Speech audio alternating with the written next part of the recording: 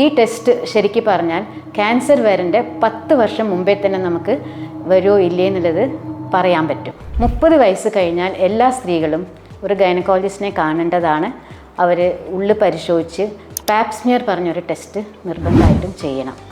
ഈ പാപ്സ്മിയർ പറയുന്നത് ഗർഭാശയത്തിൻ്റെ മുഖത്തിൽ നിന്ന് കുറച്ച് കോശങ്ങൾ ചിരണ്ടിയെടുത്ത് നമ്മൾ ടെസ്റ്റിന് അയച്ചു കൊടുത്ത് അത് പിന്നീട് ക്യാൻസറായിട്ട് മാറാൻ സാധ്യത ഉണ്ടോ എന്ന് അറിയാൻ ആണ് പാപ്സ്മിയർ പറയുന്ന ടെസ്റ്റ്.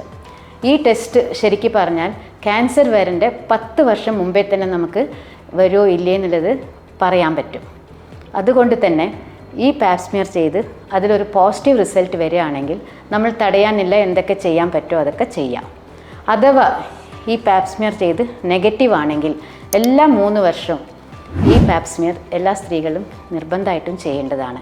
ഇങ്ങനെ നമുക്ക് സർവൈക്കൽ ക്യാൻസർ നേരത്തെ കണ്ടുപിടിച്ച് അതിൻ്റെ ട്രീറ്റ്മെൻറ്റ് വരാതിരിക്കാനും അതിൻ്റെ ട്രീറ്റ്മെൻറ്റ് തുടങ്ങാനും നമുക്ക് കഴിയും.